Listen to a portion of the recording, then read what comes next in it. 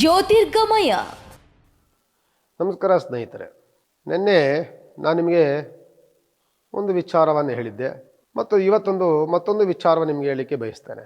ವಿಶೇಷವಾಗಿ ನಮ್ಮನ್ನು ವಿಚಾರಗಳನ್ನು ತಿಳ್ಕೊಳ್ಳುವಂಥವರು ಸಬ್ಸ್ಕ್ರೈಬ್ ಮಾಡ್ಕೊಳ್ಳಿ, ನಮ್ಮನ್ನು ಫಾಲೋ ಮಾಡಿ ಅಂತ ಹೇಳ್ತಾ, ವಿಶೇಷವಾಗಿ ನಮ್ಮ ಮನೆಯಲ್ಲಿ ಹೆಂಗಳೆಯನ್ನು ನೋಡ್ತಿರ್ತೀವಿ. ಹೆಂಗಳೆಯರು ಏನು ಮಾಡ್ತಿರ್ತಾರೆ ಅಂದರೆ, ನೀವು ನೋಡ್ಬೋದು, ಪ್ರತಿನಿತ್ಯವೂ ಸಹ ಅವ್ರದ್ದೇ ಆದಂತಹ ಒಂದು ಲೋಕದಲ್ಲಿರ್ತಾರೆ.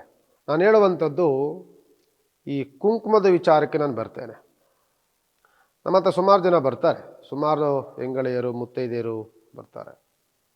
ಎಲ್ಲರೂ ಸಹ ಕೆಲವು ಪ್ರಶ್ನೆಗಳನ್ನು ಕೇಳ್ತಾ ಇರ್ತಾರೆ. ಆಗಾಗಲೇ ನಾವು ಮುತ್ತೈದೆಯರಲ್ಲಿ 5 ಮುತ್ತುಗಳನ್ನು ನೋಡ್ತಿರ್ತೀವಿ.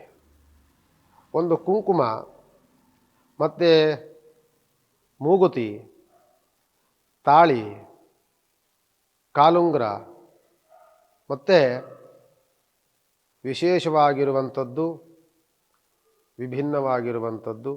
ಮತ್ತು ಈ ಮುತ್ತೈದೆಯರಲ್ಲಿ ಕಾಣುವಂಥದ್ದು ನಾವು ನೋಡ್ಬೋದು. ಮೊದಲು ನಾವು ನೋಡುವಂಥದ್ದು ಕುಂಕುಮ.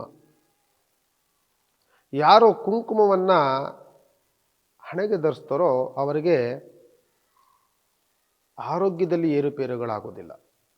ಏನಕ್ಕಾಗಿ ಅಂದರೆ, ಆ ಕುಂಕುಮದಲ್ಲಿ ಅರಿಶಿಣದಿಂದ ಮಾಡುವಂತಹ ಕುಂಕುಮ, ಅರಿಶಿಣ ಮತ್ತು ಸುಣ್ಣವನ್ನು ಮಿಕ್ಸ್ ಮಾಡಿದಾಗ ಅದಕ್ಕೆ ಕುಂಕುಮವಾಗುತ್ತೆ. ಸುಣ್ಣವನ್ನು ಮಿಕ್ಸ್ ಮಾಡಲಿಲ್ಲ ಅಂತಂದರೆ ಅದು ಅರಿಶಿಣವಾಗುತ್ತೆ. ಇದು ಆಯುರ್ವೇದಿಕ್ಕಲ್ಲಿ ಬಹಳವಾದಂತಹ ಔಷಧಿ ಗುಣಗಳನ್ನು ಹೊಂದಿರುವಂಥದ್ದು. ಯಾವ ಮನುಷ್ಯ ಕುಂಕುಮವನ್ನು ಧರಿಸ್ಕೊಳ್ತಾನೆ ಅವನಿಗೆ ಸ್ಕಿನ್ ಅಲರ್ಜಿ ಆಗೋದಿಲ್ಲ, ಅದು ಮುಖ್ಯ.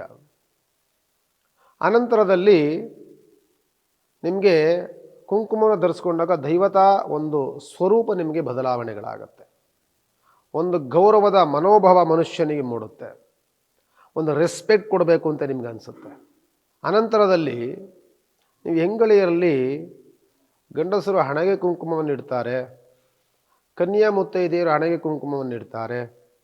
ಆದರೆ ಮದುವೆ ಆದಂತಹ ಮುತ್ತೈದೆಯರು ನಾವು ತಲೆಬೆಟ್ಟು ಅಂತ ಹೇಳ್ತೀವಿ, ಅಂದರೆ ಕ್ರಾಪನ್ನು ತೆಗೆಯುವಂಥದ್ದು, ಆ ಜಾಗದಲ್ಲಿ ಕುಂಕುಮವನ್ನು ಇಡ್ತಾರೆ.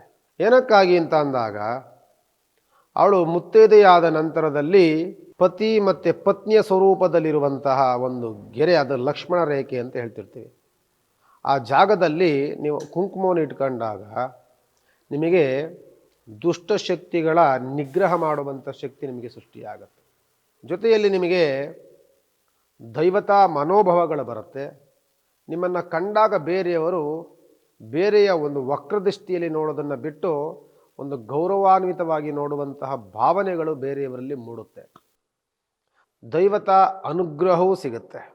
ಯಾಕೆಂದರೆ ನಾವು ಈ ಅರಿಶಿಣ ಮತ್ತು ಅರಿಶಿಣವನ್ನು ಗೌರಿಗೆ ಹೋಲಿಸ್ತೇವೆ, ಕುಂಕುಮವನ್ನು ಮಹಾಲಕ್ಷ್ಮಿಗೆ ಹೋಲಿಸ್ತೇವೆ. ನೀವು ಅದನ್ನು ಧರಿಸ್ಕೊಳ್ಬೇಕಾದ್ರೆ ಸಾಧ್ಯವಾದರೆ ಒಂದು ಮಂತ್ರವನ್ನು ಹೇಳಿ, ಮಹಾದೈವೇ ಚ ವಿದ್ಮಹೆ ವಾಗ್ದೇವೀ ಚ ವಿದ್ಮಹೆ ಬ್ರಹ್ಮಪತ್ನಿ ಚ ಧೀಮಹಿ ತನ್ನೋ ಸರಸ್ವತಿ ಪ್ರಚೋದಯಾತ್. ಇದನ್ನು ಹೇಳೋದ್ರಿಂದ ಅರಿಶಿಣಕ್ಕೆ ಬಹಳವಾದಂತಹ ಒಂದು ಗೌರವ ಸಿಗುತ್ತೆ, ಜೊತೆ ಒಂದು ದೈವತ ಶಕ್ತಿಯು ಸೃಷ್ಟಿಯಾಗುತ್ತೆ. ಕುಂಕುಮವನ್ನು ಇಟ್ಕೊಳ್ಬೇಕಾದ್ರೆ ಸರ್ವಮಂಗಳ ಮಾಂಗಲ್ಯೇ ಶಿವೆ ಸರ್ವತ್ರ ಸಾಧಕೆ ಶರಣ್ಯೇ ತ್ರ್ಯಂಬಕೆ ದೇವಿ ನಾರಾಯಣಿ ನಮೋಸ್ತುತೆ ಎನ್ನುವಂಥ ಮಂತ್ರವನ್ನು ಉಚ್ಚಾರಿಸ್ತಾ ನೀವು ಕುಂಕುಮವನ್ನು ಇಟ್ಕೊಂಡಾಗ, ನೀವು ಇಟ್ಕೊಳ್ಬೇಕಾದ್ರೆ ಮುತ್ತೈದೆಯರಲ್ಲಿ ವಿಶೇಷವಾಗಿ ನಾವು ನೋಡ್ತೇವೆ, ಅರಿಶಿಣವನ್ನು ಕೆನ್ನೆಗೆ ಇಟ್ಕೊಳ್ತಾರೆ, ತಲೆಗೆ ಕುಂಕುಮವನ್ನು ಇಟ್ಕೊಳ್ತಾರೆ. ನಂತರದಲ್ಲಿ ನೀವು ಧರಿಸಿಕೊಂಡಿರುವಂತಹ ತಾಳಿಗೂ ಅರಿಶಿಣ ಕುಂಕುಮವನ್ನು ಇಟ್ಕೊಳ್ಳೋದ್ರಿಂದ ತನ್ನ ಗಂಡನ ಆಯಸ್ಸು ವೃದ್ಧಿಯಾಗುತ್ತೆ, ಅವನಿಗೆ ಶ್ರೇಯಸ್ಕರವಾಗುತ್ತೆ. ಹೋಗುವಂಥ ಕೆಲಸಗಳಲ್ಲಿ ಯಾವುದೇ ವಿಧವಾದಂಥ ಅಡೆತಡೆಗಳು ಬರದಂತೆ ದೈವ ರಕ್ಷಣೆಯಾಗುತ್ತೆ ಎನ್ನುವಂತಹ ಪ್ರತೀತಿ ನಮ್ಮಲ್ಲಿದೆ. ಆದ್ದರಿಂದ ಪ್ರತಿನಿತ್ಯವೂ ಸಹ ಹೆಂಗಳೆಯರು ನಿಮ್ಮ ಮನೆಯಲ್ಲಿ ಶುಭ್ರವಾದಂತಹ ಸ್ನಾನಾದಿಗಳನ್ನು ಮಾಡ್ಕೊಳ್ತೀರೋ, ಇನ್ನೊಂದು ಮಾಡ್ತೀರೋ, ಅನಂತರದಲ್ಲಿ ತಾವು ಮೊದಲು ಮಾಡಬೇಕಾಗಿರುವಂಥದ್ದು ಬಹಳ ನೀಟಾಗಿ ಹಣೆಗೆ ಕುಂಕುಮವನ್ನು ಧರಿಸ್ಕೊಂಡು, ತಲೆ ಬೆಟ್ಟನ್ನು ಕುಂಕುಮ ಧರಿಸ್ಕೊಂಡು, ಮಾಂಗಲ್ಯಕ್ಕೆ ಅರಿಶಿಣ ಕುಂಕುಮಾದಿಗಳನ್ನ ಇಟ್ಕೊಂಡು, ಮನೆಗೆ ಒಂದು ಗಂಧದ ಕಡಿ ದೀಪ ಪೂಜಾದಿಗಳನ್ನು ಮಾಡಿ, ಅನಂತರದ ನಿಮ್ಮ ಕೈಂಕರ್ಯಗಳನ್ನು ನೀವು ಮಾಡಿ, ಖಂಡಿತವಾಗಿ ನಿಮಗೆ ಯಾವುದೇ ವಿಧವಾದಂತಹ ಸಂಕಷ್ಟ ಬಾರದಂತೆ ನಿಮ್ಮ ಜೀವನ ಸುಸೂತ್ರವಾಗಿರುತ್ತೆ. ಜೊತೆಯಲ್ಲಿ ನಿಮಗೆ ಒಂದು ದೈವತಾ ಮನೋಭಾವಗಳು ಬರುತ್ತೆ, ದೈವತಾ ಶಕ್ತಿ ಬರುತ್ತೆ, ಭಗವಂತನ ಅನುಗ್ರಹವು ಖಂಡಿತವಾಗಿ ನೀವು ಮೇಲಾಗುತ್ತೆ. ಅನಂತರದಲ್ಲಿ ನಿಮಗೆ ದುಷ್ಟಶಕ್ತಿಗಳ ನಿಗ್ರಹವಾಗುತ್ತೆ. ನೀವು ಆ ರೀತಿಯಲ್ಲಿದ್ದಾಗ ದುಷ್ಟಶಕ್ತಿಗಳಾಗಲಿ, ಅಂದರೆ ನೆಗೆಟಿವ್ ಎನರ್ಜಿ ಅಂತ ಹೇಳ್ತಿರ್ತೀವಲ್ಲ, ದುಷ್ಟಶಕ್ತಿಗಳಾಗಲಿ ಯಾವುದೂ ಸಹ ನಮ್ಮ ಹತ್ರ ಸುಳಿಯೋದಕ್ಕೂ ಸಾಧ್ಯವಾಗೋದಿಲ್ಲ. ಯಾಕೆ ಅಂತ ಅಂದರೆ ಅಲ್ಲಿ ದೈವತಾ ರೂಪದಲ್ಲಿರುವಂಥ ಅರಿಶಿಣ ಕುಂಕುಮವಿರುತ್ತೆ, ಜೊತೆಯಲ್ಲಿ ನಾವು ಪಠಿಸಿದಂತಹ ಮಂತ್ರವೂ ಸಹ ಇರುತ್ತೆ. ಏನಾದರೂ ನಮಗೆ ಒಂದು ಸ್ವಲ್ಪ ಸಂಕಷ್ಟಗಳು ಬಂತು, ಸಮಸ್ಯೆಗಳು ಬಂತು ಅಂತ ಅಂದಾಗ ನೀವು ನೋಡ್ಬೋದು, ಯಾವುದಾದ್ರು ದೇವಸ್ಥಾನಗಳಲ್ಲಿ ಅರಿಶಿಣ ಕೊಡ್ತಾರೆ, ಕುಂಕುಮ ಕೊಡ್ತಾರೆ, ವಿಭೂತಿಯನ್ನು ಕೊಟ್ಟಿರ್ತಾರೆ, ಅದನ್ನು ಮಂತ್ರಿಸಿ ಕೊಟ್ಟಿರ್ತಾರೆ. ನೀವು ಏನಕ್ಕಾಗಿ ನಾವು ಅದನ್ನು ಒಂದು ಪಾಕೆಟಲ್ಲಿ ಒಂದು ರಕ್ಷಣೆಯನ್ನು ಮಾಡ್ಕೊಂಡು ಕುಂಕುಮರ್ತೀವಿ ಅಂತ ಅಂದರೆ ಮಂತ್ರಪೂರಿತವಾಗಿರುವಂತಹ ವಸ್ತುಗಳಾಗಿರುತ್ತೆ ಅದು ಅರಿಶಿಣ ಕುಂಕುಮ. ನೀವು ವಿಶೇಷವಾಗಿ ಅರಿಶಿಣದಿಂದ ಕುಂಕುಮದಿಂದ ಲಕ್ಷ್ಮಿ ಅರ್ಚನೆ ಆಗಿರುತ್ತೆ, ಗೌರಿ ಅರ್ಚನೆ ಆಗಿರುತ್ತೆ, ಗಾಯತ್ರಿ ಅರ್ಚನೆಗಳಾಗುತ್ತೆ. ಒಂದು ಹೆಣ್ಣು ದೇವರ ಪೂಜೆ ಪುನಸ್ಕಾರಗಳ ಅಷ್ಟೋತ್ತರಗಳನ್ನು ಮಾಡಬೇಕು ಅಂತ ಅಂದರೆ ಅರಿಶಿಣ ಕುಂಕುಮದಿಂದಲೇ ಅರ್ಚನೆಗಳಾಗುತ್ತೆ. ಅದನ್ನು ಮಾಡಿದಾಗ ನಿಮಗೆ ಅಲ್ಲಿ ಅದೊಂದು ವಸ್ತು ಅನ್ನೋದಕ್ಕಿಂತಲೂ ಸಹ ಅದಕ್ಕೆ ದೈವತಾ ರೂಪ ಬರುತ್ತೆ. ಆ ಅರಿಶಿಣ ಕುಂಕುಮಕ್ಕೆ ಅದನ್ನು ನೀವು ಧರಿಸ್ಕೊಳ್ಳೋದ್ರಿಂದ ನಿಮಗೆ ಒಂದು ದೈವತಾ ರಕ್ಷಣೆ ಸಿಗುತ್ತೆ.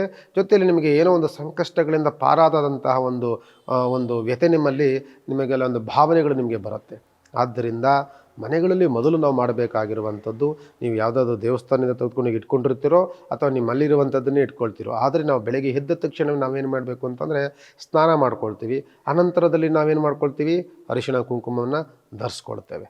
ಅದನ್ನು ಮಾಡಿದಾಗ ನಮಗೆ ಒಂದು ರೀತಿಯಾದಂತಹ ಮನೆಯಲ್ಲಿ ಒಂದು ಶೋಭೆ, ಒಂದು ಮನೆಯಲ್ಲಿ ಒಂದು ಕಳಕಳಿಯ ವಾತಾವರಣ, ನಮ್ಮ ಗಂಡನೋ ಮಕ್ಕಳು ಮತ್ತೊಂದು ಬೇರೆಯವರು ನೋಡಿದಾಗ ಏನೋ ಒಂದು ಲಕ್ಷಣವಾಗಿದ್ದಾಗ ಹೆಣ್ಣು ಬಹಳವಾದಂತಹ ಒಂದು ಎನರ್ಜಿ ಸಿಗುತ್ತೆ ಅವರಿಗೆ.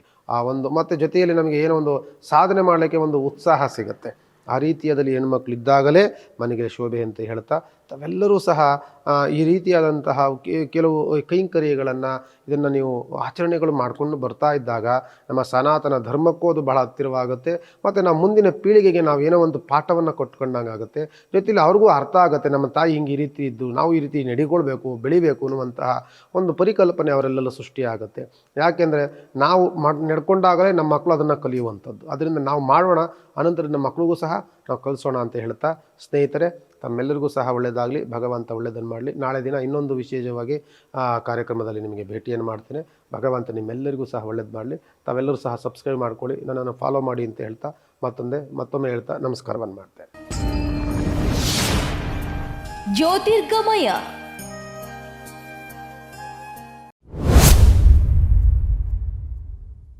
ಲೈಕ್ ಮಾಡಿ, ಶೇರ್ ಮಾಡಿ, ಸಬ್ಸ್ಕ್ರೈಬ್ ಮಾಡಿ. ನೋಡ್ತಾ ಇರಿ ರಿಯಲ್ ಬೆಂಗಳೂರು.